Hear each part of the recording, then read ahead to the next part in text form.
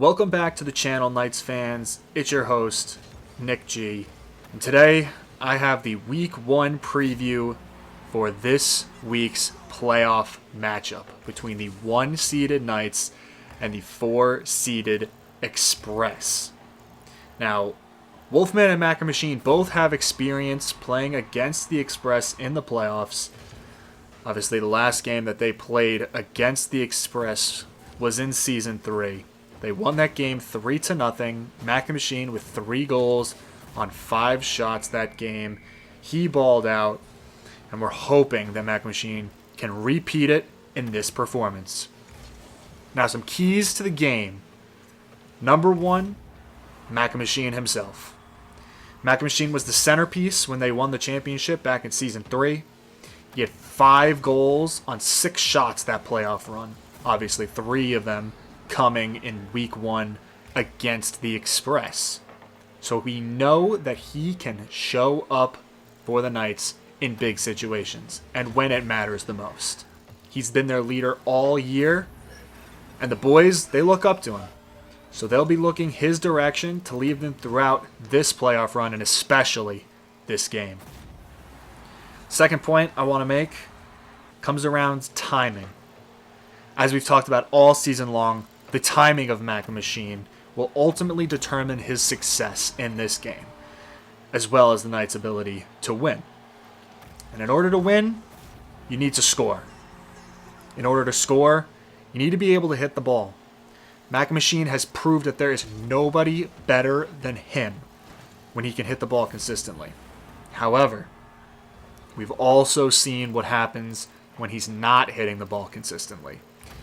When he misses the ball, it ends up leading to Heater or Wolfman needing to overextend to help him out.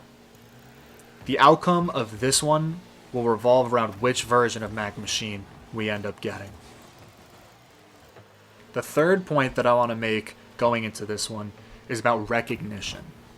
I recently went back to watch the Knights' last playoff game against the Express, and I noticed that the ball spent a lot of time in the Express's defensive zone. Obviously, it's really tough to get your offense going when you're playing defense all game long. But something I noticed while watching that game was how there always seemed to be a Knights player attacking the ball at any given time.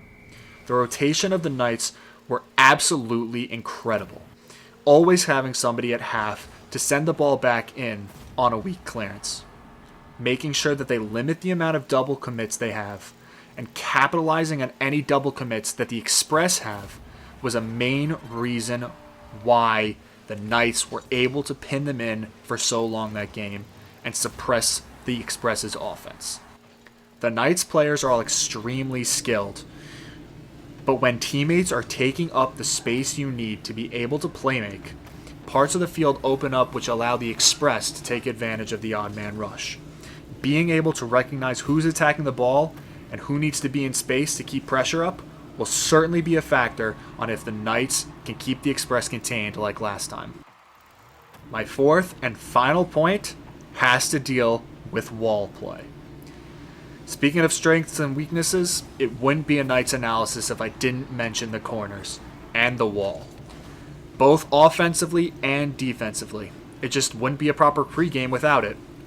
Offensively, getting the ball into the corner and along the wall is crucial for the Knights' success. This will allow them to potentially take advantage of out-of-position or confused defenders and pick up some easier goals. Defensively, however, the Knights have to do a better job at recognizing when they can afford to commit a body out to the corner. But most importantly, make sure they only send one person out. Like I mentioned in the last point, double commits were a big problem for the Knights' defense when they would give up goals. So too many times they would send 2 players out there and leave one in goal to be all alone left for dead. So hopefully they can clean that up in this game and potentially suppress the Express's offense even more. Knights fans, I hope you're ready for what we hope to be an amazing and entertaining match. Thanks for tuning into the pregame, and let's go Knights! Peace!